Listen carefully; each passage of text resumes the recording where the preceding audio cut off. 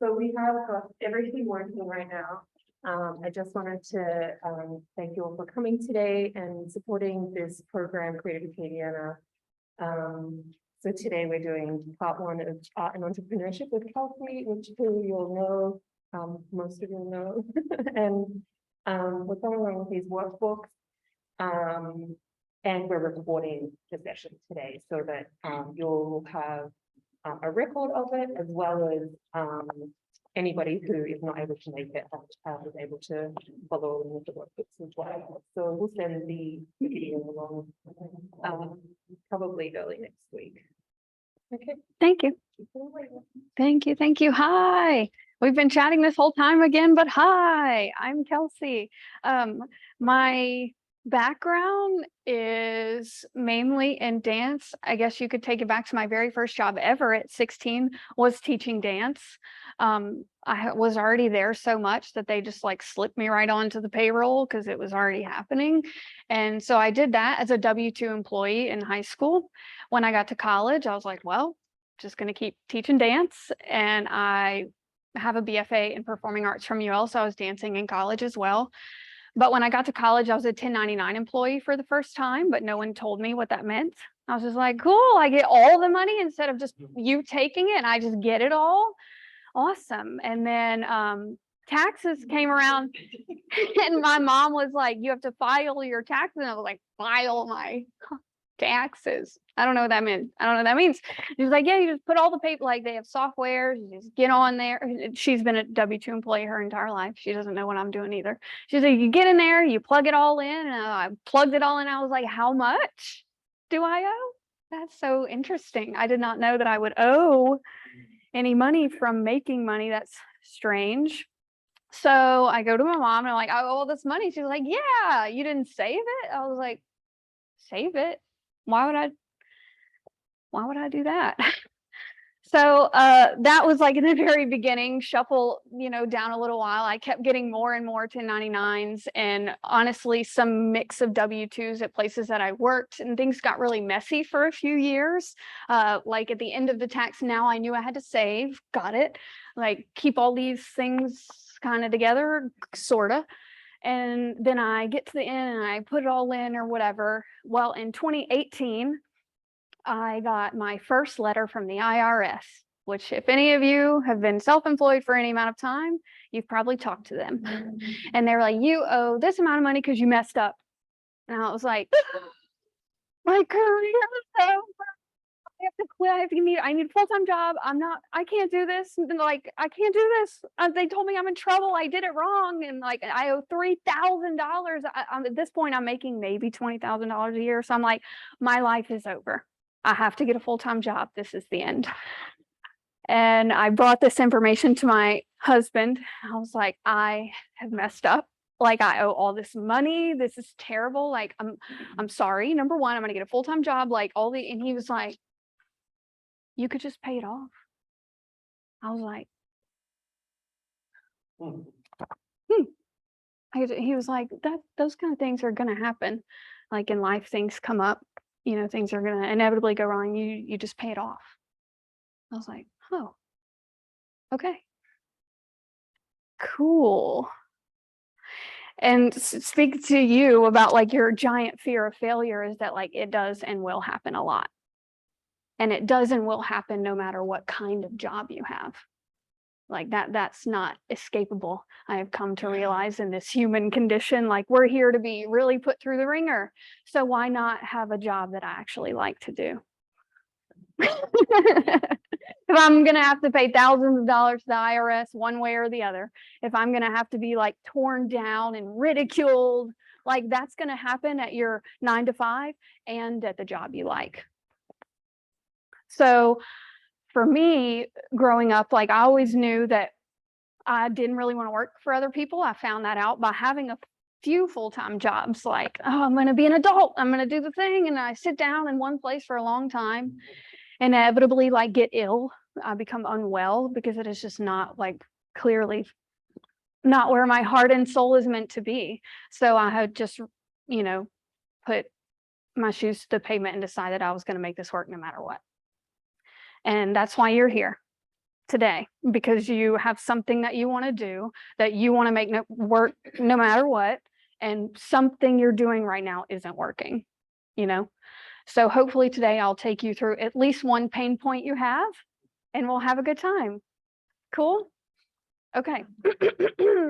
Art and entrepreneurship. I was really weird about this title, but here it is. And we're going to go ahead and start on the first page, 1099 versus W-2. And I was talking a little bit about this. In 2018, I probably had about 8 or 9 1099 gigs and 1 or 2 W-2s. And the difference is this. So first, you might want to look at some of the contracts you have that are W-2 or 1099 and make sure that they're in the correct category. A lot of business owners and people otherwise try to fit you into one or the other, even when you're not supposed to. And I talked to my CPA about this a lot, and I was like, well, what is, like, give me the definition. I need like and there's a checklist on the IRS, but that doesn't mean they won't send you a letter about it. So what she said to me is this, like, think about how hard you will have to convince someone you are one thing or the other. Like, if you have to argue, no, I really am a 1099 because, well, I kind of do, like, then you're probably not. Like, how hard do you have to convince somebody of it? When you roll up to the IRS court, they're just going to have you explain, and you want it to be as clear as possible. For me, 1099 means no set schedule. They cannot be telling you what hours you have to be somewhere. That doesn't work. Now, for this event, this is a 1099 situation, but we agreed upon the date together. So it's still a 1099 situation. If she was like, I have these dates and this is what you're going to be teaching, you're coming at this time, that's a W-2 situation. So that's just a little bit of a different there. With 1099, you are providing everything, like your curriculum, your software, unless otherwise negotiated with the person paying you. Like, are you going to cover the paper that I printed this on? These are things you would ask them in advance. And those are benefits of a 1099 contract. You can write in benefits. And you're responsible for your own tax planning, as I was saying, that I was not very good at. I still don't do a CPA. I actually do all of this myself. If my income threshold was like higher than $50,000, I would probably do a CPA like throughout the year and talk with them. W-2, as some of you know very well, you're given more instruction, when to work, where to work, exactly what tools you're using. You could have health insurance, investment account, you know, all the delicious things that I know nothing about. And it's an opportunity. This is the big point. It's an opportunity to be paid to learn something new. Like, a lot of people, myself included, sitting here trashing on W-2 jobs. But if somebody's paying you to learn something you don't already know, that's a win. That's a win in a freelancer's book. Like, now you have a new skill to take to your own work. So even if you have to have your full-time job with, like, find the benefit as best as you can, because there's definitely something you're being paid to learn that can help your business on the back end. So just hang on. And it's stable and predictable income. That's a good time, right? We love those direct deposits every 2 weeks. I've had those. But who cares about stable and predictable income? For me, there's definitely, like, I've been freelancing solidly for the last 7 years, and about once a year I break down and find myself on Indeed like, I need a full-time job, help.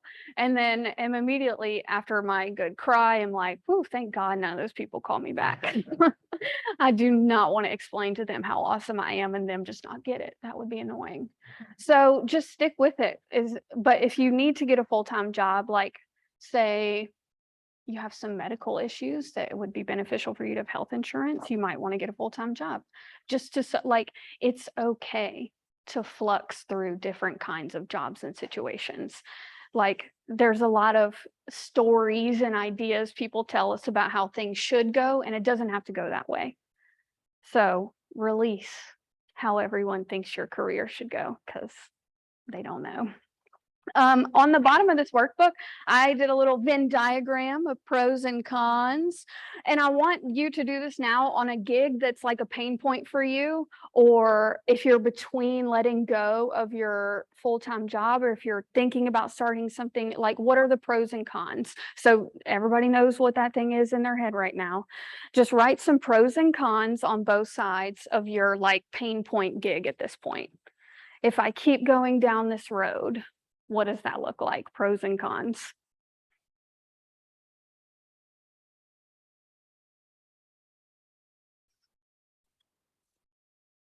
Pros and cons of your babysitting gig. I can help out if needed.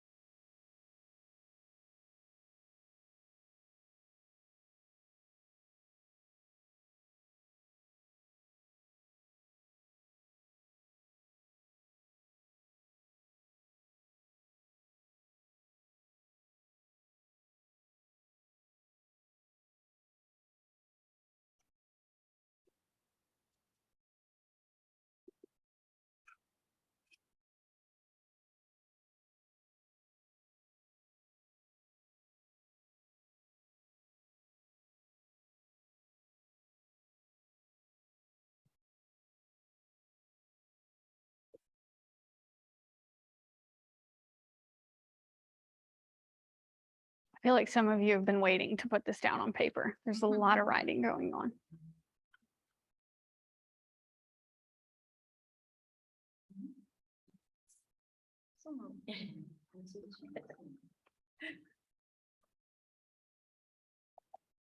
This list is something I did it in my 2018 breakdown. Crying on the floor with my friend. Let's pros and cons it out.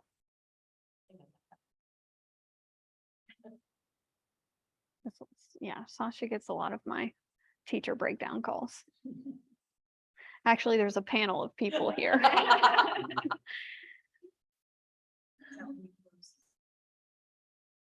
And no, 2018 was when I got, what was going on? I was teaching at like 2 studios, Pace, working for my sister, I don't even know. I was freelancing some graphic design. It was, there was a lot going on. There was a lot going on.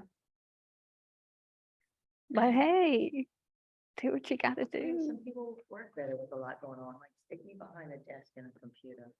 Yeah, no. And there's a I say that to people and everybody's like, what I say is, you could put on my resume, does not play well with others. Like, don't find me like, I don't want to chat with you at the water fountain, okay? Like, I would rather hang out with like-minded individuals. This week is the 1-year anniversary of me leaving 15 years of higher ed tech work. Wow. Woohoo. Rarely been happier. Yeah, that's real. My last full-time job was phone customer service for shipping Cajun food across the United States. So people would call and be like, my boudin arrived thawed. And I was just like, what is my life coming to? Okay, so does anybody raise your hand? Does anybody want to share a sticking point so we can talk through it right here, right now? not a con, Okay. but probably not a problem for most people, but like that conversation asking for payments from students or whatever the situation is. I had a couple of students that just didn't give me their check. You know, it's just like they forgot, or I Venmo'd them and they never responded. And it's like, I know they value what they're doing and they are like blissfully happy after they're done with their class, but why did they not pay me? So, And why is it so weird for me to ask? so Good news and bad news. Freelancing, like unlike your job where they just drop money in your account and nobody has to speak about it. Whoop, whoop, that's not the case. I have to do all my invoices and pay forms, and I have to ask people for money repeatedly. And the work there is not like you're saying, well, they loved it. Like, the work is not there. The work is believing you are worthy of asking for money every single time. Like that, so much of freelance work is not like, I could tell you, well, you need to automate your payment systems. And that is true. Like, it takes the person out of it so they can just get like a boop, a bing on their email and be like, oh yeah, I need to pay them. So it's not you like asking or wondering if the services worked. It's you automating your payment systems. But on the back end of that, the like internal work is a worthiness piece. And that's the biggest thing that comes up in freelance work. Even me getting ready for this event this morning, wait, I'm going to go teach people how to run. I'm like, I don't know any imposter syndrome, meltdown. And I was like, hold on. I've been doing this for 12 years. I have information to like, so when you find yourself like hesitating, two things. One, find a system that takes that problem out of your life. That's the automation. And there are tons of softwares to do that. Two, look at yourself in the mirror and tell yourself you're awesome. And would it work to ask to pay in advance? Yeah. I would only ask to pay in advance. Before classes. Yeah, like. The beginning of the month. And Oh, that's yeah. what happened. They didn't come to class, like during class, we had so much fun, nobody talked. So here's the other thing, like when they signed up, did you have a paper that they signed saying any way that the payment system would work? Initially, no. So I would, and we're going to get into that too. It doesn't have to be anything fancy. It could be one piece of paper that says the amount due is on the 1st of every month. It covers this, whether you are in class or not. That's important. Maybe you have a makeup policy, maybe you don't. That's up to you. Sign at the bottom. Yeah, because if they forget it and they bring it in, they're like, well, I didn't come on that second Wednesday. You're like, no. The paper said, The month. yeah. And on the second week, I would give at the paintbrush, I give them here's a friendly reminder. But that is also your automation system. Like now that's all automated now. You could just be like, bing, send a reminder to anybody who hasn't paid me. And we'll get into that later. Like I've thought about automating some of even my gigs, because a lot of business bank accounts have benefits where you can just like PayPal, you can request a certain amount, but it'll actually show up in a nice invoice with your logo on it. Yeah. Yeah. We'll get there. So did I cover any other questions about your con? Well, it's kind of, these questions go along with the money transaction. I got a Venmo account, but it's not the business account because that, like adding those fees in the Venmo. I got you there You know what I too. mean? Yep. So you're gonna talk about Yep. Yep. And the money is come because I know that's one of the biggest questions. Any other pros and cons that you want to hash out here in front of everyone? Well, one of the ones I've struggled with the past year is that I had many reasons for leaving my office cubicle job, even though it had become like working remotely. Yeah. COVID home. And I've had my own business several times, is the loneliness of working alone. Because I'm a creative person, I like my alone time. Yes. But I do miss that sense of coming in the morning, talking. Yes. Coffee. Yes. You know, how was your weekend? All that social aspect. Yeah. That I don't realize how it's important to me till it's gone. Yep. I have just recently mitigated this with my panel of people who are doing the same kind of work that I am. Like as a freelancer, it is it sounds like a whatever inspirational quote, but you have to have a community of people, because like connecting with other business owners and other teachers, just like somebody who's on the same wavelength as you, and not just once, not just at a workshop, like a regularly occurring, like a monthly therapy session, as we like to refer to it. Just two, when you get into circles like that, those are the same people who remind you why you're doing what you're doing, that you are capable of doing what you're doing, that like, I think you're being a little hard on yourself, like that they're going to cover so many bases that you would just be toiling in by yourself. So you do have to find that community. I have these people here, but another thing that helps is working with the ACA. Like I'm in and out of this building multiple times a week. I'm seeing people I know. Now I'm like, y'all just give me a desk here. Like I insert myself in communities that serve me, so just finding like those little circles for you, and they will serve your business too, because they're colleagues and peers and coworkers. I heard an idea. I was just talking to this person. It will serve your business. Yeah, and I think Networking. We're coming out now. Yeah. We're like, everything's coming out. It's like, Yeah, when yeah, you yeah. can be safe here, can we do it now? Mhm. And we're not as scared as we were. And from a business standpoint as well.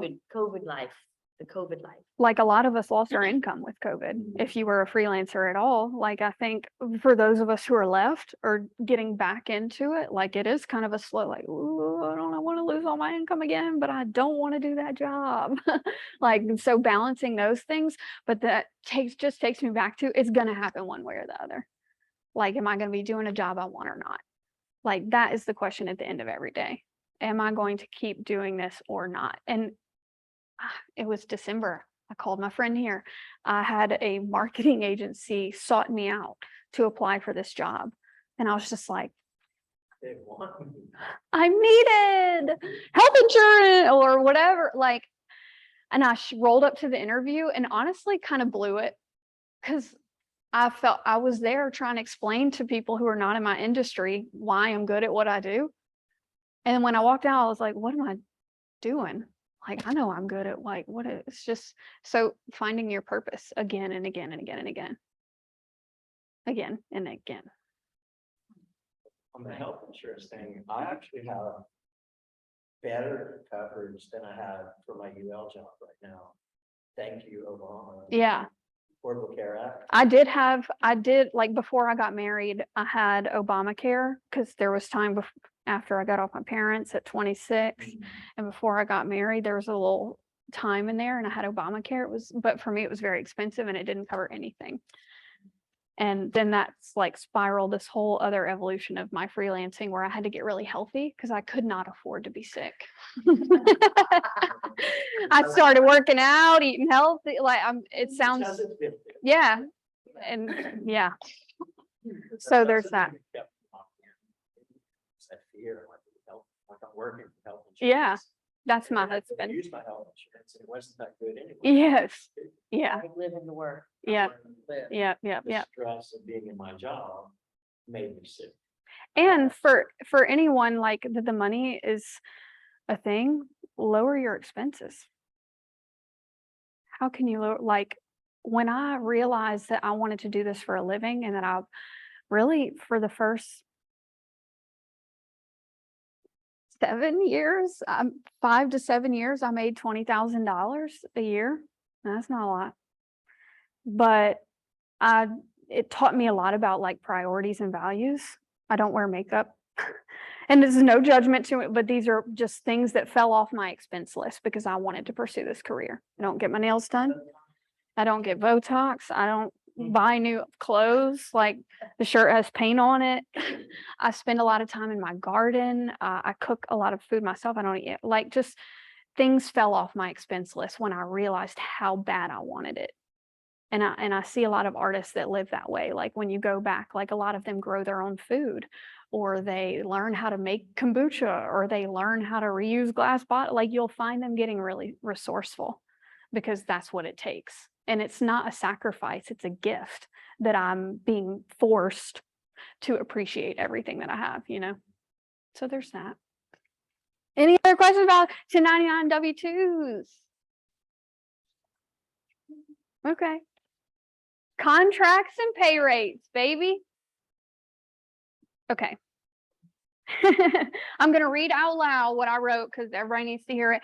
A written agreement should be in place, even if everyone is working for free. I cannot, even if no money's changing hands, there needs to be a piece of paper about what's going on.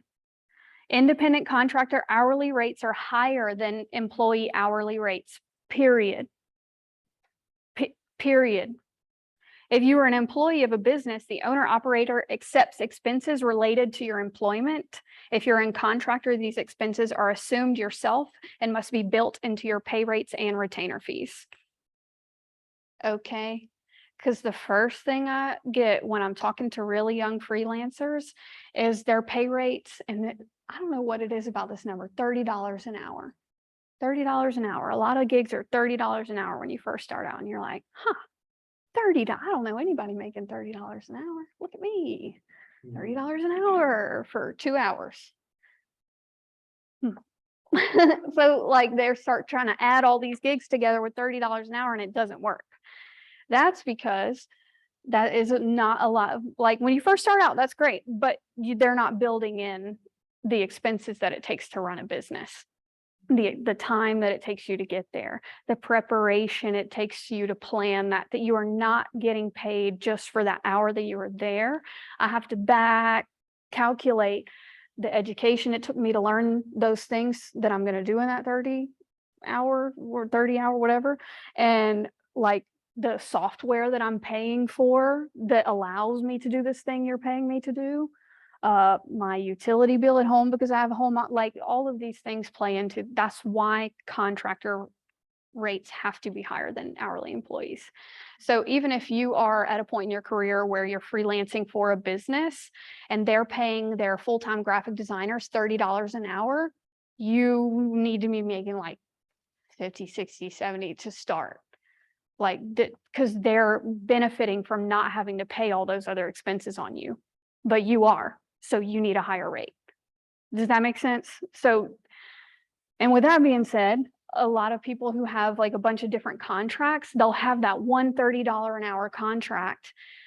And they're like, oh, such a dream, so terrible. And then they go after their highest paying contract to ask for a raise. Like the math doesn't work out that way. You have to be willing to drop your lowest paying contract to match your other highest pay rates. And as a freelancer, I think of my business as my pay rate. That's all I'm thinking of. Does this pay me my target pay rate right now? I heard somebody on the Instagram say her pay rate was $600 an hour, and I just about fell out. Like, I was like, I can't even imagine. I only have to work 1 hour. Yeah, I can't even imagine. And so, and to be completely transparent with you, my target pay rate right now in my career is under 50 an hour. Like I'm not accepting any, not that all of my contracts are that high, because they're not, but that is my target for any new contracts that I'm accepting at this point. So you have to decide whatever that is, set it and don't let it go. And I have to be willing to drop contracts to meet that. And I actually did that 2 days ago. And literally last week I was talking to people and I was like, of course, this is coming up right before this event, this like challenge to me, like, can I do what I'm about to tell these people to do? And it felt like I had, so I did it. So I dropped my largest retainer, monthly recurring contract to really make a commitment to the budding work that is already happening at much higher pay rates. Did I cry? Yes. Do I still not sure what? Yes. Like you can be unsure and doubtful and still do the step. Both things can happen at the same time. Like there's not going to come a moment where you're like, I'm going to lose $750 a month and hope for the best. You can do both. You can do scary steps and make scary, you know what I mean? Like you don't.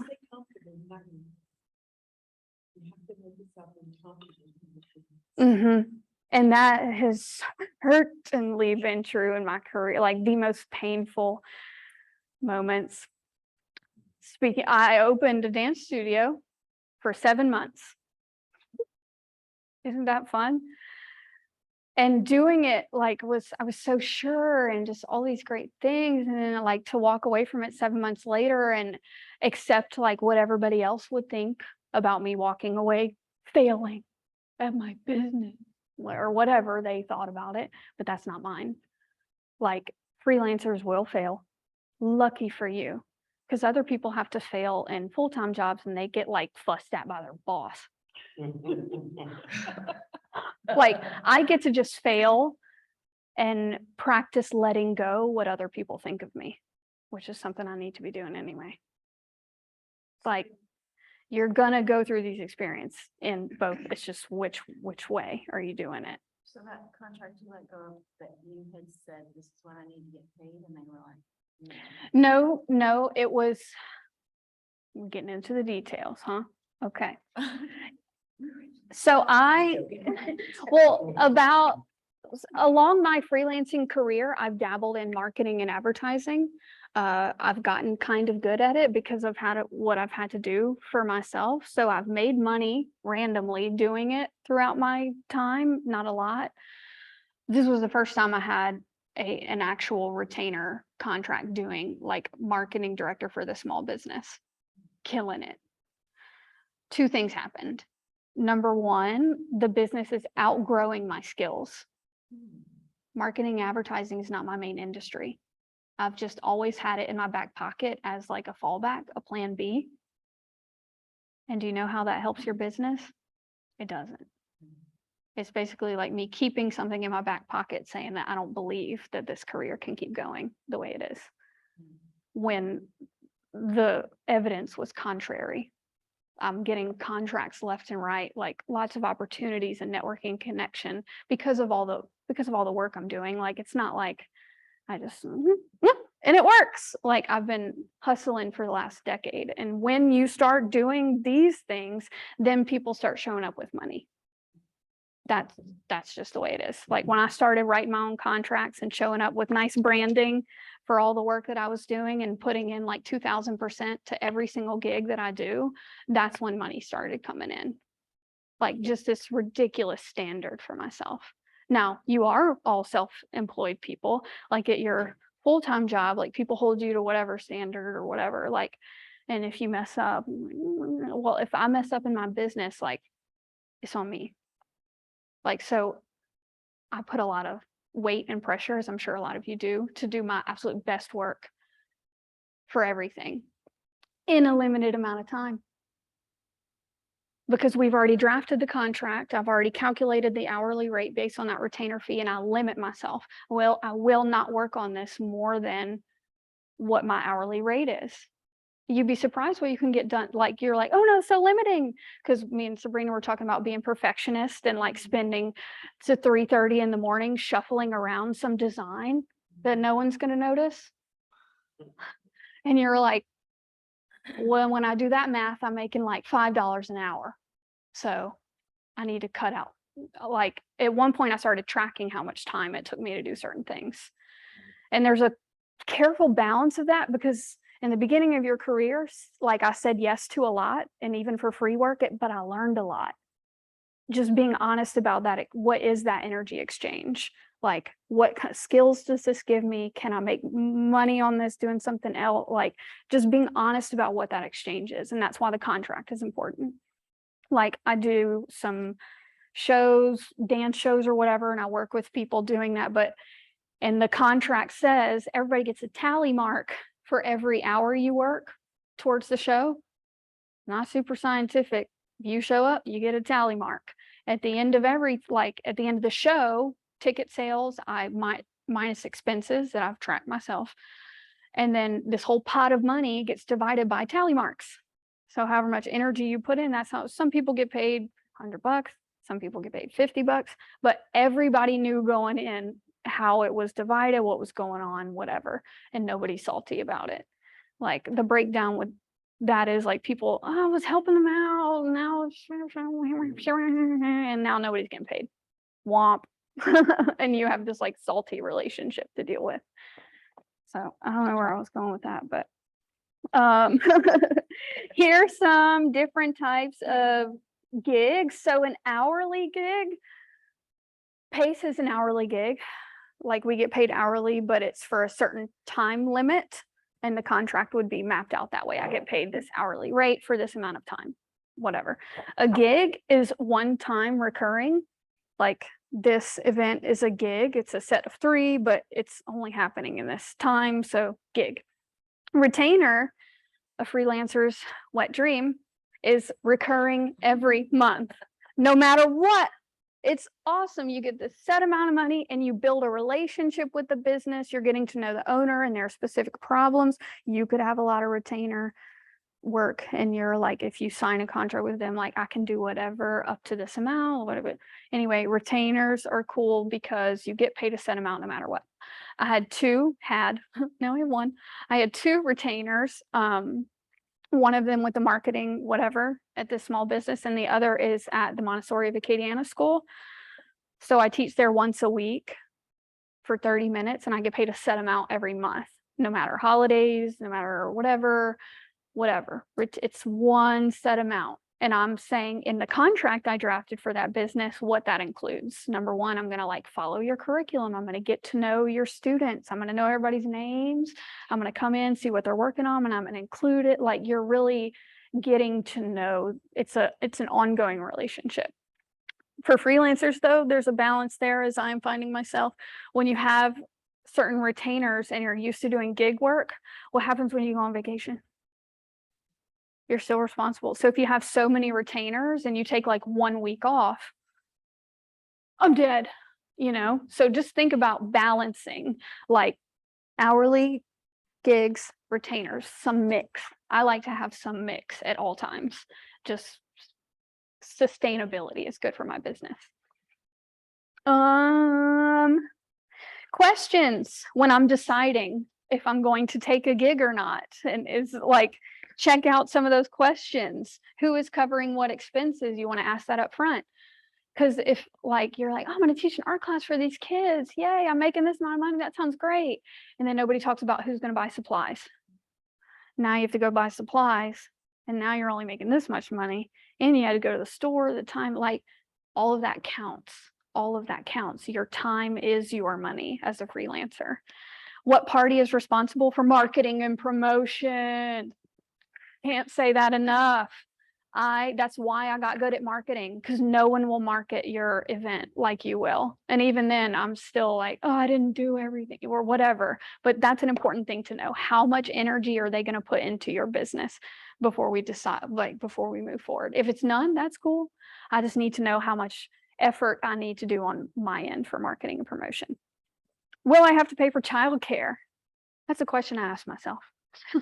Whatever, moms, like, that's an important question. Do I have to pay a babysitter to do that? I'm going to subtract that from, I need to add that to, like, whatever, do what you need to do.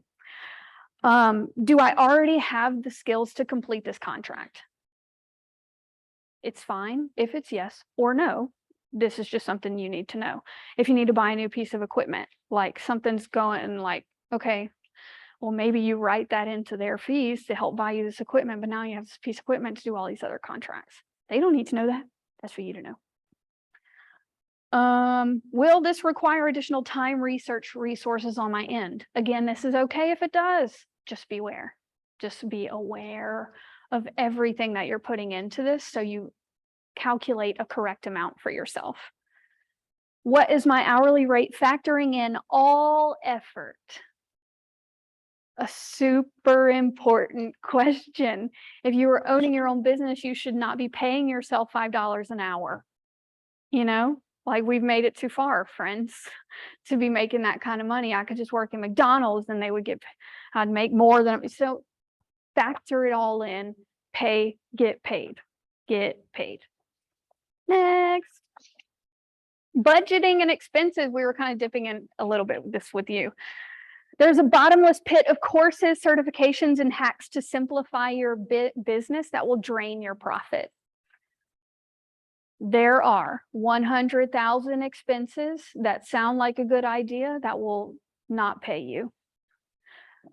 So I've definitely spent some money on them in the past. I'm sure you are not exempt for this as well. I'm sure you might blow a few more dollars, and that's okay. Oh, I wouldn't even, oh, look, thank you. I wasn't clicking, sorry. Use discretion and cost benefit analysis. like cost benefit analysis. What is the benefit? Will it raise your hourly rate $5? Like, will it save you that much time? How much does it cost per year? An example of this is, Mile IQ in the toolkit. Mile IQ is an app that I use, and we'll email, all these are links. I'll email this to y'all. Mile IQ is something that I use to track my mileage. So every time I get in my car, it just automatically tracks everywhere I drive. But at the end of the year, my mileage deduction is about $4,000. I do a lot of driving for my work. And that software costs me $60 a year. Cost benefit analysis, that's a check.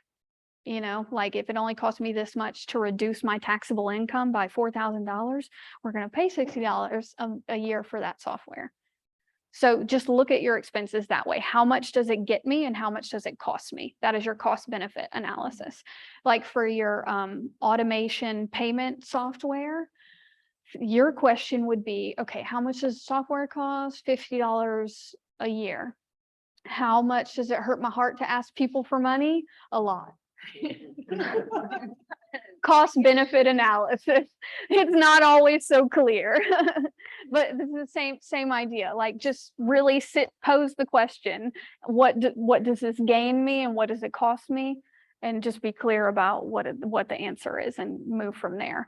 Now, if somebody on the internet is like, I can send you a social media content 90-day calendar for $30 a month. I don't even know. It's already too much. It's a no for me. Like if it's not something you're already doing or putting effort in, don't try to replace it in your business. Like you just haven't built that part in yet. Doesn't mean you shouldn't do it, but I don't think it means you should pay somebody else to either. Managing your financial wellness is paramount to the health of your business. Everybody looks down. Yeah, like you just have to be super open and honest with your spouse if you have one, with your credit card debt if you have some, with your student loans if that is your flavor. Like just, I have, and we'll get into that in a second, but like just so documented. And I check my budget every morning, and I have a finance Friday where I take care of all the things that annoy me. Like there's time in my calendar to do those just really painful business things, and it's on Friday morning. And so it doesn't have to happen any other time of the week.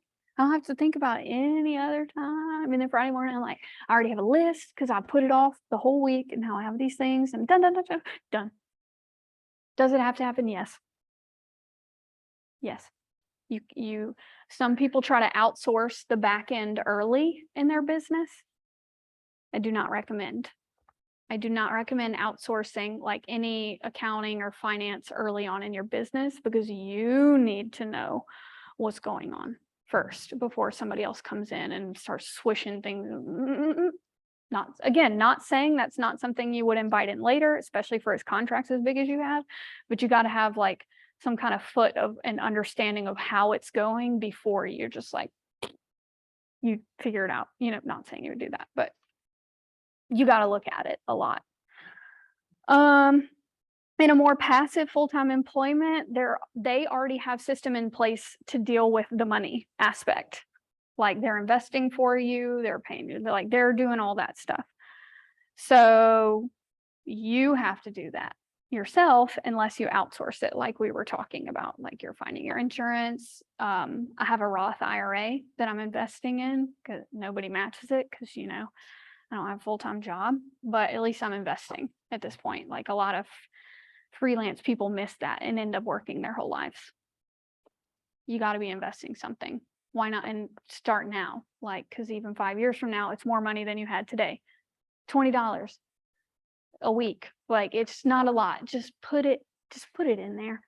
Just be nice to future you. They deserve it.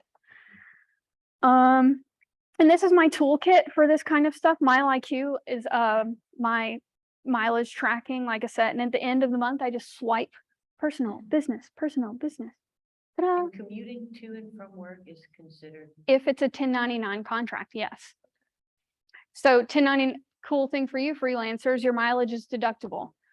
Any 1099 contract you're driving to, that mileage is deductible. If you're going to a meeting to talk about said gig, that coffee is deductible and the miles it took you to get there.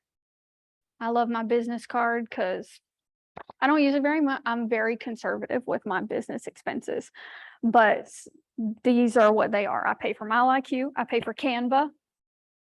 Canva, baby. I make everything on Canva. This thing, my contracts, Canva. And they have templates. You don't even have to do contracts. Click, fill in my name. How much is $119 a year. My husband accidentally paid for a year subscription and it was the best accident he ever made. He paid for it. Oh, I paid for it from the jump. It is $120. Again, cost benefit analysis. If I don't have to pay a graphic designer to design everything I need. And now I design my lesson plans for Breathe and Move in there. All my contracts go in there. This goes in there. Canva. I don't know. Different file type. Mhm.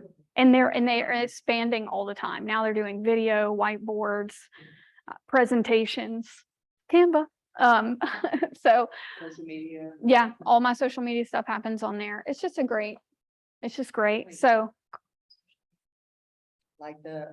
all the designs, yeah. Or like the aspect of marketing? yeah. Okay. So it's I'm gonna give you a Canva tutorial, Christy. You got to get on She's sweating over. the train. I am too. It's a graphic design. Yes. It's like graphic design for people who don't know how to use graphic design software. Yeah, pull it up, somebody. I have it on my lap.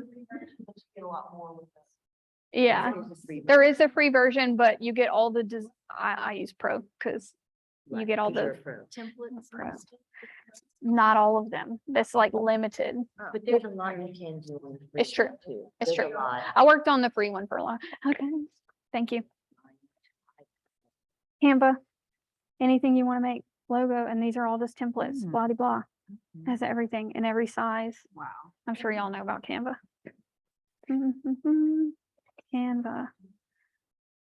So you can make anything, presentations, and it has like templates to do And if you everything. pay the 120 for the Business, year, social media, video, you marketing, I can mean, just send a link everything. out to Business 5 of cards, your friends brochures. who all have access to your Pro too. Cannot recommend enough. So like you could go and have with somebody and then like you send the link to them and they have all your Pro access to. True. So like to help you with it or to? You can add people to your account. Yeah. If you're working with a marketing team and somebody like I make a design, somebody else can edit it or add a caption or add whatever, add notes to it. Or the math. Mm-mm. What do you mean math for accounting? Like what you were saying about the automated. Oh, It doesn't. there, I'm gonna tell you about that. Okay. So Canva, continuing ed, this is, could be an expense in your business. I do not spend a lot of my business money on continuing ed. I'll be completely honest with you. I find like I learned so much just from doing jobs. I can find somebody to pay me to learn something before I would just sit in a class as you're sitting here listening to me. But I don't spend a lot of money on continuing ed. That's all I'm going to say about it. I just think there's so many things like online and so many like, Walking into a PACE classroom, you learn. yeah, And you're like, yeah. Or I would find a like a peer or someone and go ask them how they're doing. Like, I just don't pay for continuing ed a lot in my own business. Right, well, because in your business too, you have a lot of like-minded people. Mhm. that are slightly more Back to the community. That community saves you money and more, it saves you therapists money, potentially, continuing, like, just build your community and it won't come up a lot for you, I don't think. Meetings, I don't know. Meetings, I'm always like, I'm going to a meeting, and Tony's like, what is this what are you even meeting about? You're always going to meetings. You're going to a meeting about what? I'm like, we're going to find out when we get there. Yeah, to talk about how we meet. It just seems to be something that helps me make money. So I put it here, and I put it here on the expenses because I expense the coffee that I drank during that meeting, tea, because I don't drink coffee. I expense the parking meter. If I'm going to meet at the ACA, that's going in my business card. Like, so just kind of think, whatever, it's an expense. So I put it here. Spotify is on my business account. I'm a dance teacher. So Spotify is a business expense for me. Woohoo. HP Instant Ink is one of my expenses. Shout out to Sasha who told me about it. Best thing ever. Best ever. HP Instant Ink means I have an HP printer at my house for my home office, and you pay like $4 a month and you can print up to 50 pages, and they send you ink cartridges as they empty them because they're so you never have to buy ink at the store, which is really expensive. $4 a month. Well, they have different plans. The lowest? Yeah, That's the lowest one. $9 and print 150. And they roll over, but they, yep, the pages roll over. Never had a HP Instant Ink. I would spend so much money on ink Oh, with a little I paintbrush know. that I would go to Home Office Depot every week to get more ink.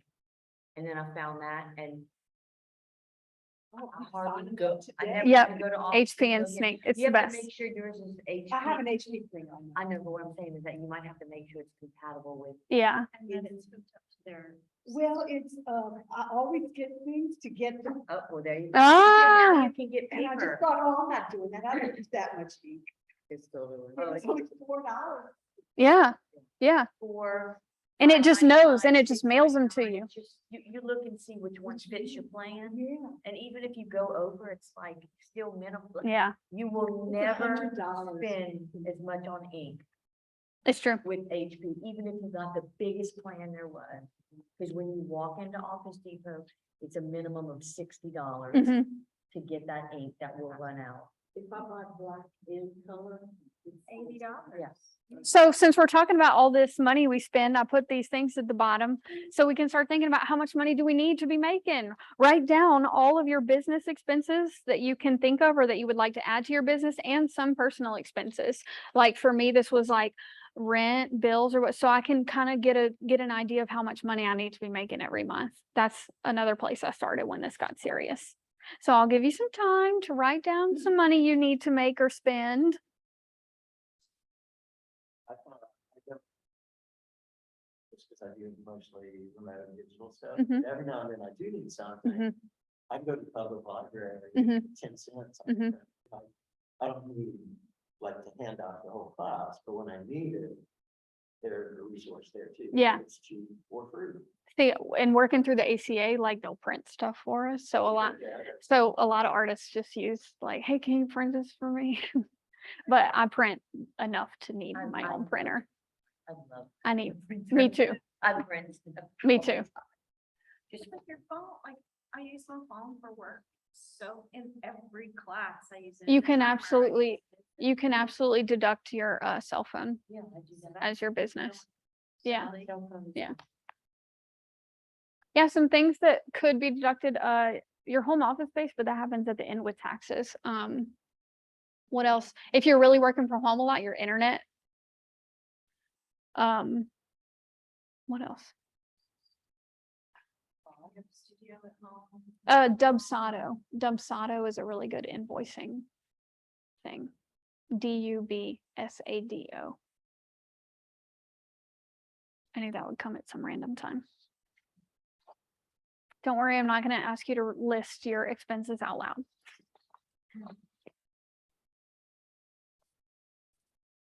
What's some other things you can do that you think are? Other things that I can deduct, anything that has your logo on it. Like if you get a shirt and you put your logo on it, it's deductible.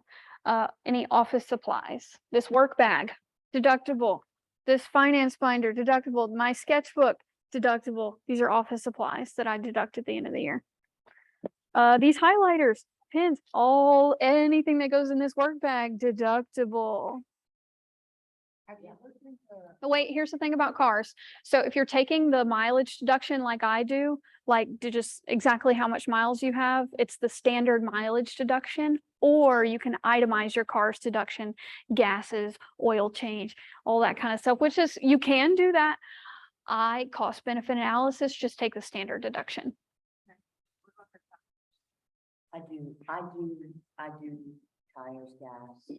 You're itemizing. Yeah, It's just a different, you can take your standard deduction or you can itemize your car's expenses. but once you do one, you can't flip. back Yes. to the other. Yeah, I know. When I read that, I was like, this is a hard decision that I'm making when I Because know I'm not nothing. Really good at doing mileage, so I do this. but Yeah. I still will keep mileage, because if you get audited, they want to know. Yeah. What you Yeah, So anything car related. that's why I just like the app. I just swipe. Yeah. Everything's I'd done. like to do that. And you can even label your locations and you can automatically save them. So if you're always driving from home to Alice Boucher, it'll start automatically categorizing it. Yeah. And that's one of my things on my Finance Friday checklist, is to categorize the drives of that week and categorize, like, which brings me to banking Finance Friday. There's a whole lot of words here because money is complicated.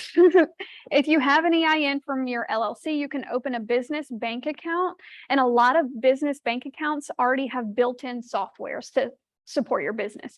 I use Novo. You'll see that in the bottom toolkit little thing. Novo is my business bank account. It's an online bank. Some people have beef with that. I is not one of them, because the cool thing about online banks is they usually have more features, and a lot of these new online banks specifically cater to freelancers and solopreneurs. And Novo has cool things. I think they have like envelopes now where you can like stash money aside for different things. I have a different software that does that. Novo, you can invoice people. You can direct it, like if you have a retainer contract, you can put that person on they have to, like, it'll automatically deduct from their account. Again, automating, not having to ask people for money. That's always a win in my book. So that is my business bank account. If you're working as raise your hand if you have an LLC. Raise your hand if you're working as a sole proprietor. Okay. So if you are working as a sole proprietor, that means you do not have an LLC. There's nothing wrong with this. You're fine. But you can't get a business bank account because you don't have an EIN. That's a business tax ID, like a social security number for your business. That's fine if you can't get a business bank account. Even if you are working as a sole proprietor, you should have a separate bank account for your business finances.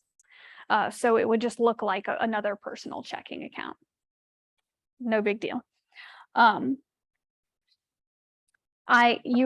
say that because your business has to be separate from your personal account, because that's the only way you can track how much money you're making.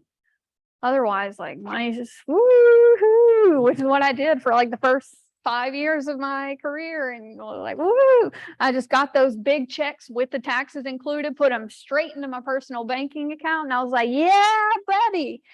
And obviously that doesn't work. When I got that letter from the IRS, they said that's not how it works. So, oops, I'm telling you so you don't do that.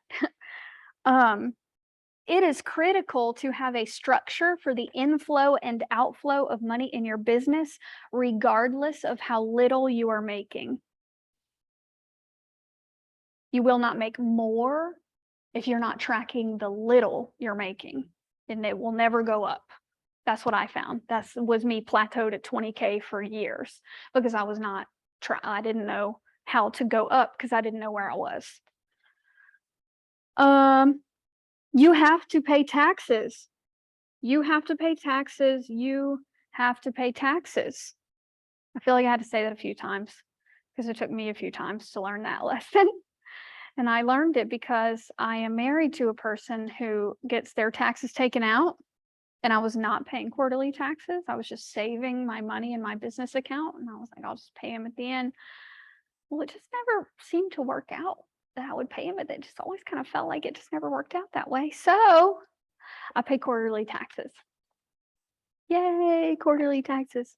And now we're going to talk about that. You must pay taxes quarterly. Somebody's like, what's a quarter? I don't want to insult anyone, but a quarter is 3 months out of the 12 months. So Q1 is January, February, March.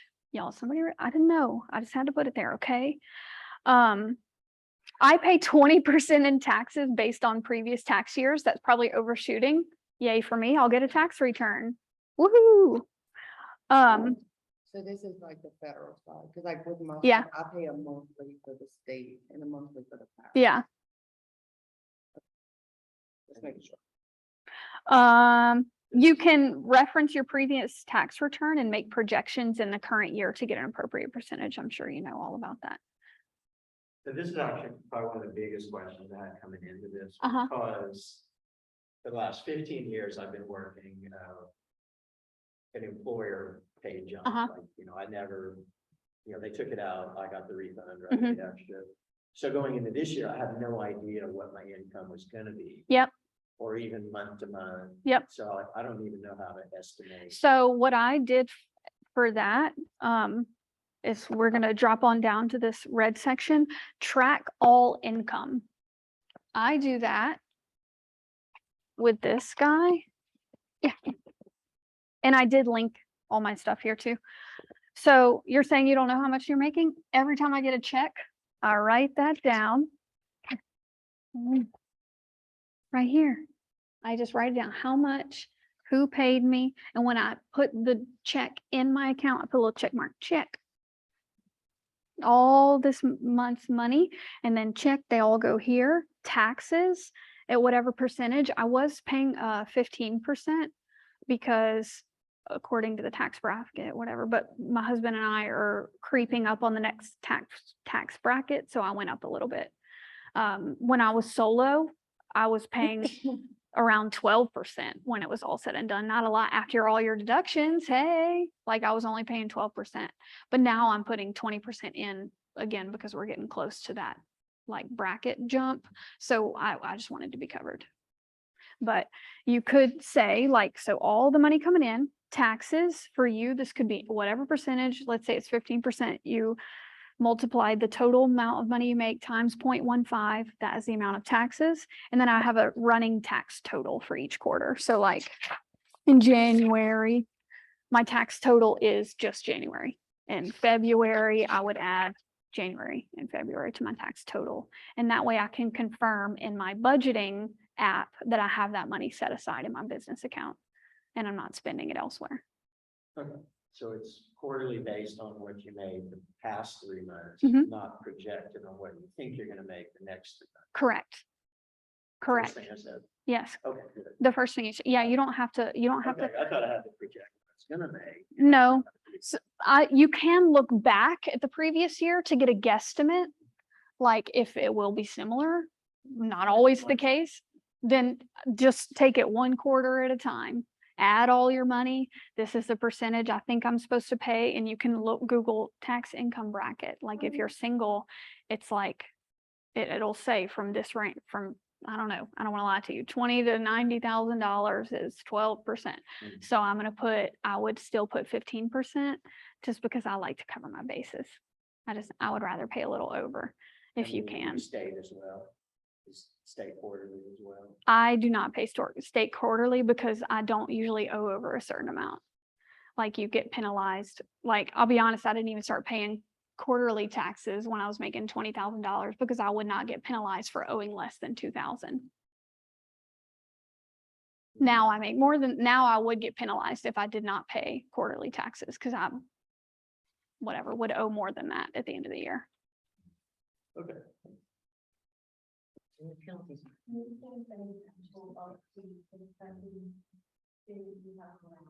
got it's that. It's linked in there. Can I click on it? Can you click on, it's the calendar. Oh, no, it doesn't have a picture on it. It's just a link to buy it though. It's not. Your business. I know, I'm like. It's just and I'll link the calendar that I use. I use this monthly calendar, and I also use it like for PACE. It's a 16-week contract. I'm mapping out the 16 weeks here because that matters in relation to pay. Like I want to make sure I'm getting all 16 weeks in. So I'm like, week 1, did I do that? Cool. Week, whatever. Also, this is my finance binder. I also linked it in here. In here, I have this calendar. In this pocket, paper receipts that for things I can deduct. Also, any live contracts that I'm working right now are in here, so I can reference them at any time. What's that? I'm not meeting my duties? Well, it says right here, I don't have to do that. Thank you. Like it happens. If you, whatever, especially as a freelancer, you're probably having multiple contracts going at the same time. You might have different responsibilities. Print that baby out, stick it in here, and reference it as many times as you need. You know, cover your bases. So here I mapped out exactly what I do with my money when I make it. Tease, deposit all earned income into business account. That might be the hardest step. You just like, well, if I just put it in this one, it'll get there faster, and then I can buy whatever I want. Deposit into your business account first. The whole, just all of it, boop, in there. All business transactions must be done in the business account. Just a different way of saying the same thing because it's really important. Blending personal, and here's why it's so important. Blending personal and business finances make the liability protection of your LLC null and void. If you're mixing your personal and your business transactions and you get audited, or no, you get sued, and then they find out that you were mixing your personal and business, your liability doesn't matter, and that person can sue you for everything you own. No big deal. No big deal. So just don't do it. So you put everything in the business account, Mhm. and you pay yourself every week? Yep. So That's the next thing. yep, we get in there. Allocate quarterly tax savings as income is received in business account or a HISA, a high yield savings account. If you're like making bank, you might want to put your tax savings even monthly in a high yield savings account because you could be earning money on the interest before you're paying the government, making money on my government money. Mhm. And I use Ally. Has the highest return. You could potentially just drop your tax money in there every month, let it sit for a month, collect that interest, move it out, same thing. ALLY. It's an online bank. A lot of my online, I just got a local bank recently for my personal bill account, because my personal spending and those are also separate accounts. Can't, because that's a Kelsey, do you carry a different insurance, anything on your insurance policy that protects your like? I did. personal- So I did it for some time, but I'm not currently. You can choose to have insurance on your business. So I'm as a mostly a movement instructor. I could carry insurance as an instructor. It's not very expensive. I think it's like $400 a year or something. I have done it before. It's not currently an expense that I have now, but it's not one I'm rolling out.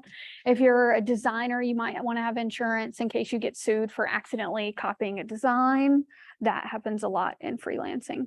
People will sue you for thousands of dollars because you use something you didn't know somebody else owned. So insurance is just something to kind of maybe just look up. What does the insurance look like for your business and your industry right now? How much is it?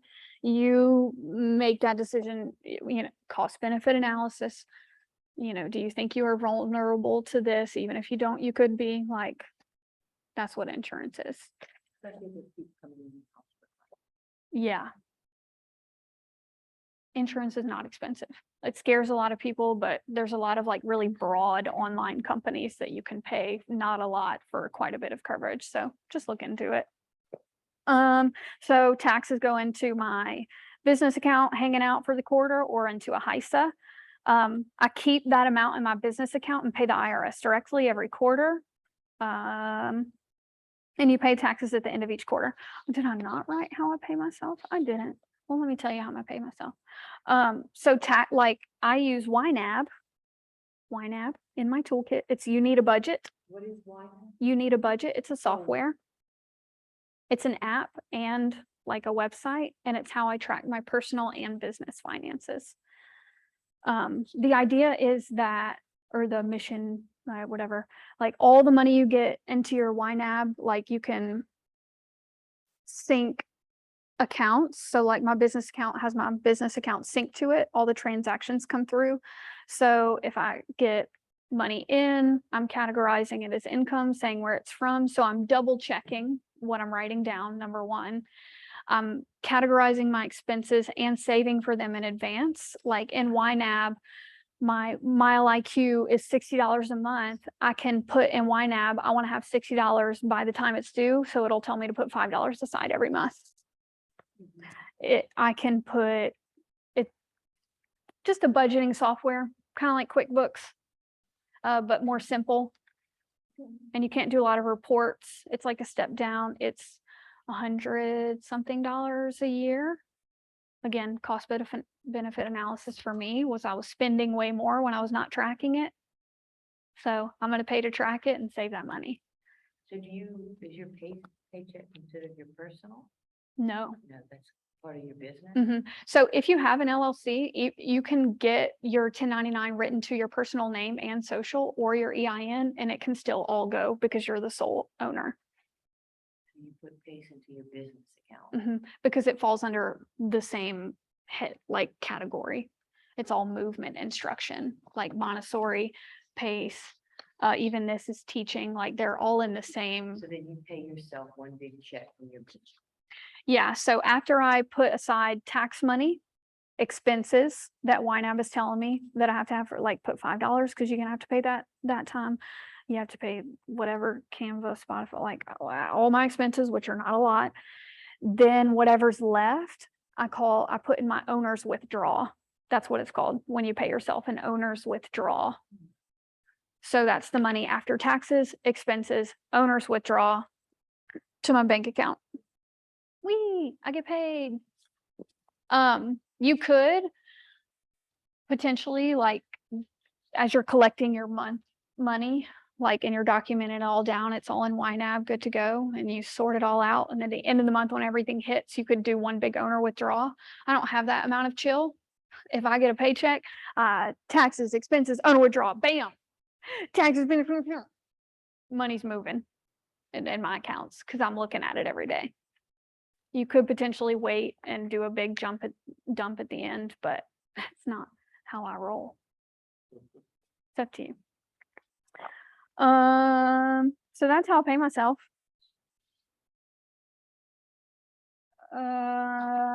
Anything else on banking and getting paid? What to do with it? I like Novo is my business account. Do they charge? No fees. That's the thing about online banks. No fees. All these local, terrible personal checking accounts I have to pay $12 a month for. I can use Novo for free, and they have all this stuff that benefits me. No fees for transactions. Yeah. I had radius, because I was paid with a check once that said Lush Ceramics. And then I was like, oh shit, I don't have a bank account for that. So I opened up a Radius bank and they were charging me $10 No. for every No. transaction. Even my personal checking account is an online bank at this point. I only have one local bank account, and it's for my recurring automatically drafted bills. I use Whitney.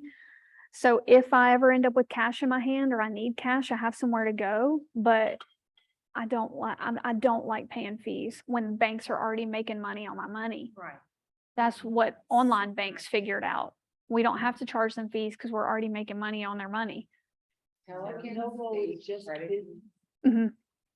Is So here. when you move your money, you pay yourself, where you put the money, you just.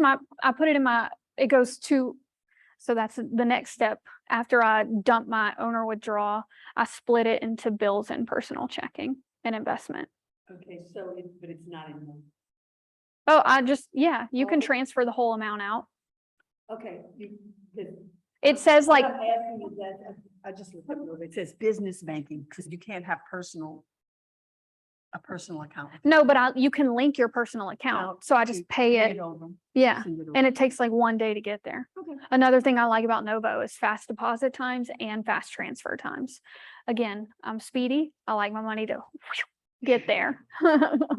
I want it to get there as soon as possible. So my binder, my calendar, yeah, Novo business account, YNAB changed my life. I use it for everything. It's my it just tracks all my expenses. YNAB. How much is that? a month? It's, I think it's like 100 or 120 a year, kind of like Canva. But that is one expense that I just think was worth it for me. And the last page that we just talked about a little bit, LLC versus sole proprietor. Whee! Most freelancers begin their work as a sole proprietor, which means you didn't file any paperwork. You just said, I'm working for myself. You're a sole proprietor. That's great. It's fine. It's not illegal. You're not doing anything wrong. It's fine. I received my first 1099 contract in 2011 and did not form my LLC until 2018. So I worked all that time, just depositing that money right into my personal account and hoping for the best, not making any more money than 20K. I have to be honest, if you're on the fence about an LLC, it was the step that made me take my business seriously, because it was like, oh shit, I have expenses. Like, this is a thing that, oh, okay, let's get with it. Like, it really did, like, kind of light a fire under me to take it serious. So if that's a step and you're like, I don't really need it, you don't. But it was kind of like a certificate, a stamp. You're a business owner. So what's the advantage? The advantage is the liability protection. I did it at the time because my now husband and I were thinking about getting married. When I was working as a sole proprietor, making 20K a year, I owned no houses. My car was paid off. Sue me. I have nothing. Take it all. Like when I got married, he owned 2 houses and a giant investment account. Like, he's got some assets. If I get sued, they could take everything. So we needed some liability protection at that point. That's what made the decision. But yeah, I did it on LegalZoom for $300. It's an option. It's, I think, $329 now. I just looked it up the other day. We can just go on the Secretary to State, $100. Yeah, sure. You can do all that. But can't you just go on the state website and just sign up and that one? It's $100.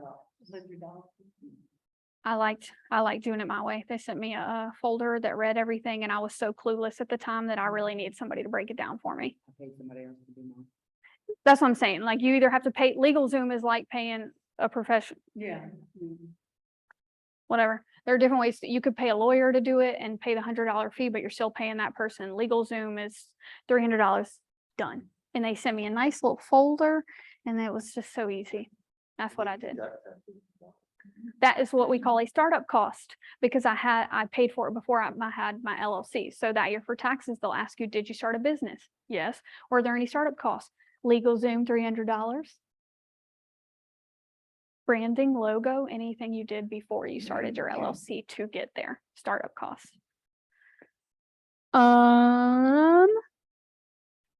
LLC versus sole proprietor. So we are closing to the end of I want to have a bunch of time at the end to kind of hash out like your individual circumstances and how you can move forward. So I put a space here for your mission. I'll tell you mine, and it came to me recently. It is learn to live well and communicate that information to other people through a variety of modalities. That's my mission. And I feel like all of my contracts have to fit into that mission for me to move forward at this point. So all of my contracts right now, let's lay them out. PACE is my #1 income and has been for the last 7 years. I'm a teaching artist in the public school system. I travel around and teach kids, and that has been the biggest chunk of my income for a lot of years. It's allowed me to kind of have stability in this career. My other contracts, retainer at the Montessori school, same thing. I'm teaching these little babies how to live well and be mindful and move their bodies. Things like this come up. This opportunity came up because I was talking over the summer to a lot of artists about how to be self-employed. And I was like, why am I having the same conversation over and over? Like, I need to say this. I need to put this down on paper. So I went to the ACA and was like, hey, this is what I'm kind of thinking about. And it came up, again, fits into my mission. I'm teaching you how to live well. Like, so just figure out what is your mission and what encompasses all of the work you would like to do and write that down. Doesn't have to be as, you know, esoteric as mine.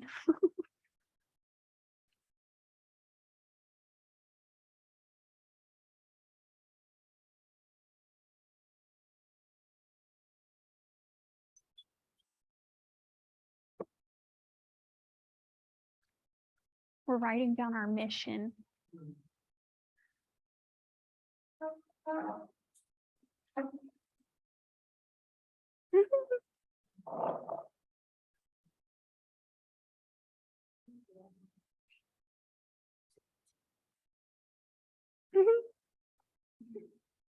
You're brilliant.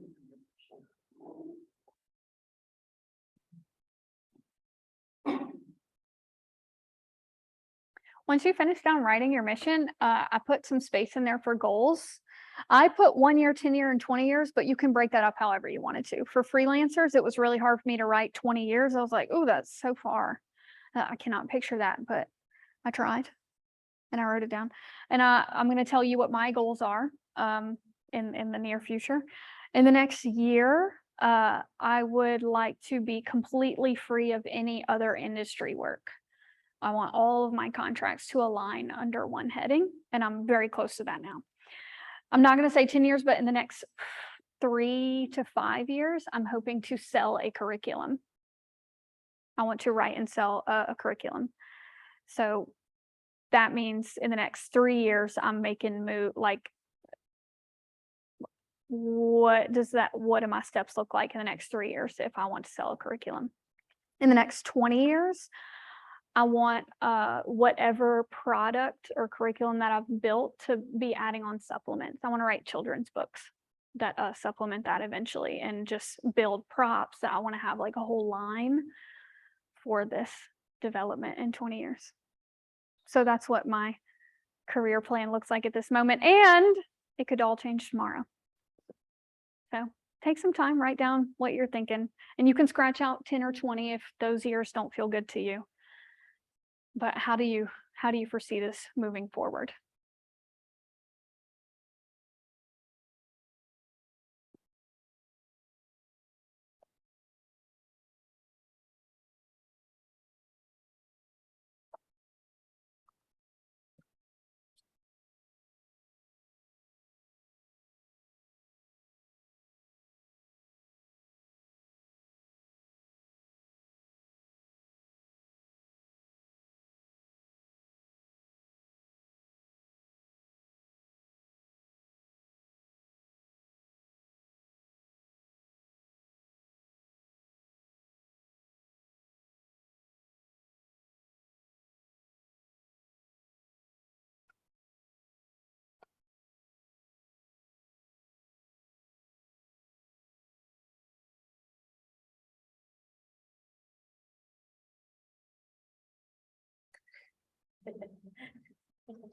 Don't be cheating. I'm having a block. Well, for the next year, if you have a pain point contract, it would be your year goal would be finding something to replace that contract. Like if you're trying to drop one gig, Yeah. and pick up another one, your 1 year would be replace, drop that gig.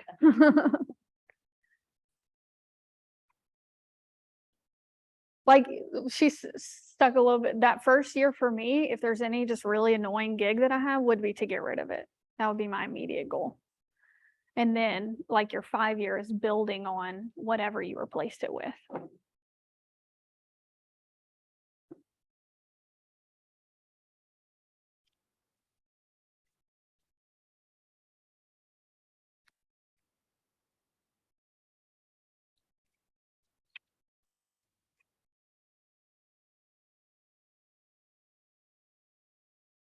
I like to just hold water and not drink it.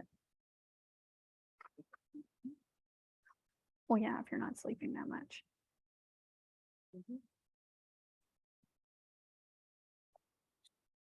I've never been a big sleeper. Mm. So what's your 1-year goal?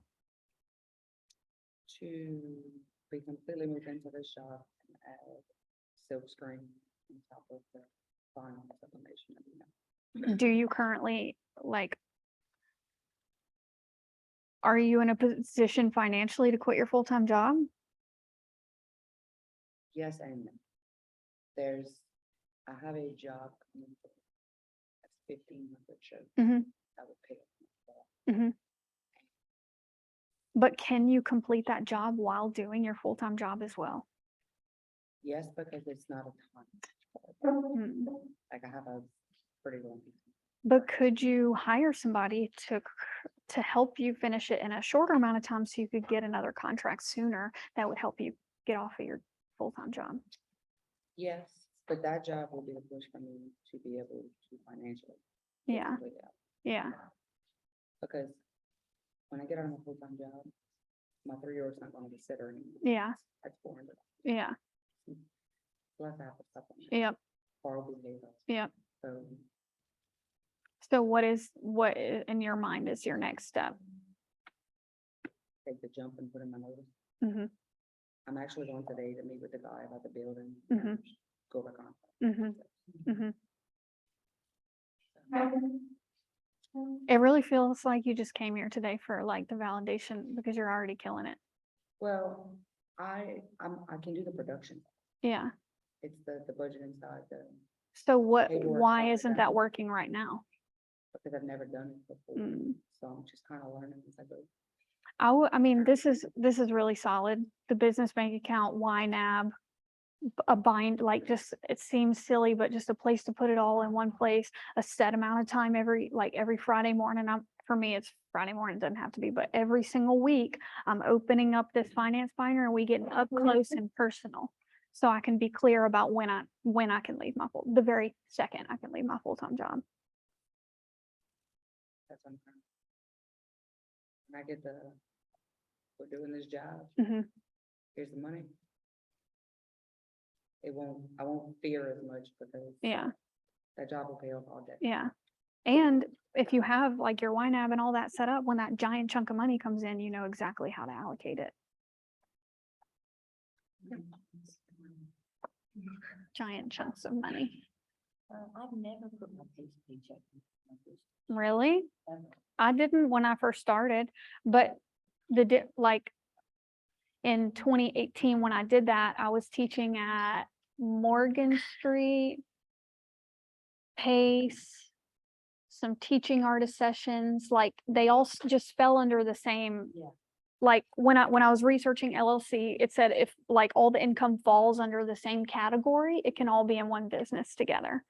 And that's when all of my work started. Yeah. Mm, And I guess you think your CPA might, suggest something like that, but they never did it. really? They've just always been separate. I guess when I ran the actual bricks and mortar. Then with yeah, the it would be bank, separate. That was separate because it's not the same. Yeah. But- I did have it when I had the studio. I had a separate bank account. Okay. I did so my LLC is Space Lafayette. That's actually a dance company of mine that I started in 2018. But I use it for all of my business purposes. When I opened the studio, I did a DBA for Breathe and Move, but you just file that locally. So if you don't have an LLC and you are wanting to start one, it does not matter what you call it. Call it whatever you want. Call it Purple Rainbows, and then you can run business however you want. Doesn't matter. Can you run different business? I mean, things that are not related. You would have to have they would have to be separate. You could potentially have an LLC for one business, and if another thing is kind of small, you could sole proprietor that situation. You wouldn't necessarily have to have two LLCs. So, Still all separate is my recommendation, though. Still keep them all separate. Yeah, one aspect of your business is teaching, Mhm. and one aspect of your business is your own art. Those are related to me. Like all the money I make in my dance shows Right. does go into my business account because then I pay contractors. Like I pay them as contractors. Now they don't make over $400, so they don't get tax forms, but Let's say you started making it would have to be separate. money. So like, for example, with ceramics, I make my own, Mhm. but I also teach Mhm. ceramics. So like, it's a two. Well, you very also have different pace. things with the same. Yeah, I would separate with the same Well, expenses. like I'm buying the same, like I buy the same materials to teach other people to make their art. Mhm. And then I buy the same materials to make my own. Yeah, Does that make sense? yeah. So then if I am like my 20-year goal or 20-year goal is to make public art, Mhm. that has nothing to do with teaching. Yeah, but you're also simultaneously trying to build your teaching income, right? So it has to be like to me, I would put PACE, private lessons in one category that is an LLC. Yeah. And I would sole proprietor your art making until you want to do an LLC on it as well. I already have an LLC on that. I don't have an LLC. On your teaching, well, then you're just sole proprietoring that for now. Okay. Oh, right. So if you have, to me, I'm just kind of thinking. Sorry, hold on one second. Okay, If she has a studio, that studio has different. That's why I'm thinking, why couldn't you put it as one? because the IRS. I do think they should all be as one, and a lot of, Because it's a I do- studio, and now- the studio does certain. now different listen, things. the advice I'm giving It's is sound not art, equal it's to, teacher's art. the advice I'm giving is know? not equal to the advice I'm taking. I run all of my business out of my LLC. Because to me, it does all fall in under the same heading. It's a little more nuanced, I guess, but like this workshop to me falls under my LLC because most of my work is in education. This is education, Right. whatever, close enough. Like, again, the IRS says, how much do you have to argue your point? Well, pretty much decide how it goes. And I don't think this is a far stretch. Yeah. You could say the same thing about that. They might disagree, they might not. That's why they're the IRS.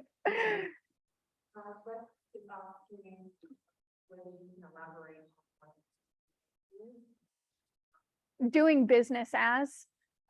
So my LLC is called Space Lafayette, but I opened a dance studio and the curriculum that I'm building is branded as Breathe and Move.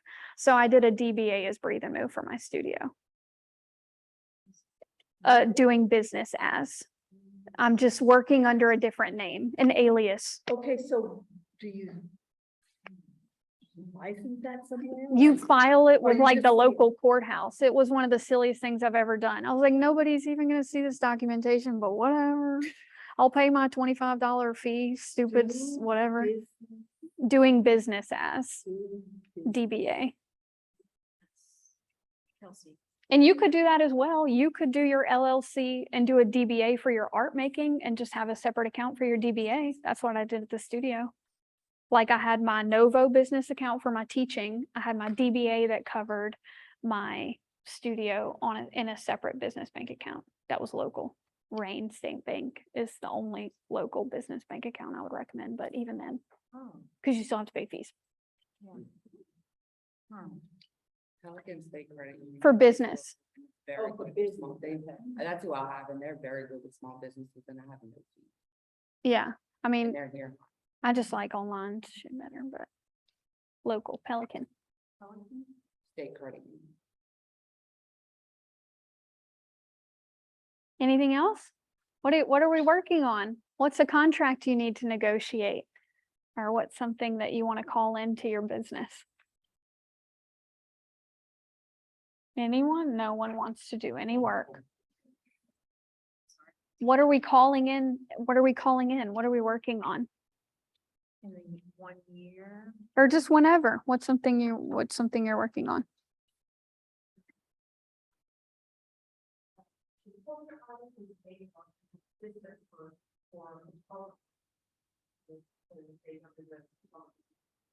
At the moment, she's nobody making a little income with the house. Should she still register a business at this point or like remain a sole? I personally think she should register her business, especially if she's saying she's not making any money, because how can we make more money? Like that was the point for me. How can I make more money if I don't know how much money I'm making now? And that LLC allowed me to track my income just way more clear. So the profit was clear to me. And she could potentially make more by looking at it closer.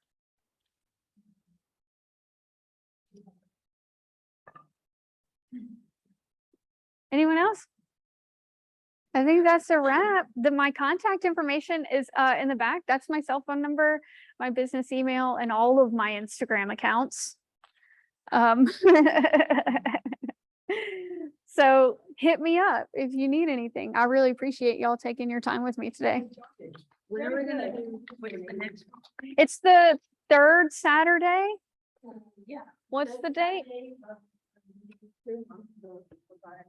Yeah, let me But our next creative Acadiana session is actually October 4th, which is going viral. So it'll look at the mechanics of how to get your content to go viral, plus what to do with that once it does go viral. So, and that's with Destin Ortega from Opportunity Machine, which is the Opportunity business incubator. Machine. So when is that? That's on October 4th, which is a Tuesday. It's in the evening at 5:30 p.m. And then Kelsey's follow-up to this session will be on October 15 or 17 Yes. or something. like that. October 15th. And what is your next step? The next one is more on like getting organized, documentation type stuff. It's more back-end systems that I didn't quite get into today. October 15th, It's the same same time. time. Mhm. But yeah, if you have any more questions about this session, you can just, well, about Creative Acadiana in general, you can just go to the website, acadianacenterforthearts.org/Creative Acadiana, or you can contact me. I've given some of you my business card, I've got from the back there as well. And yeah, if you haven't already signed up as a culturalist, it's a part of an artist database. So you can create a profile on there, you can display some of your work. And, So I wrote down, first year, organize our studio, providing space for my art and art others enjoy and other enjoys that and growth. And then I like hiring somebody like you to help me with the Instagram shoot. Yeah, I would put that in your 1-year plans. Starting in 1 month.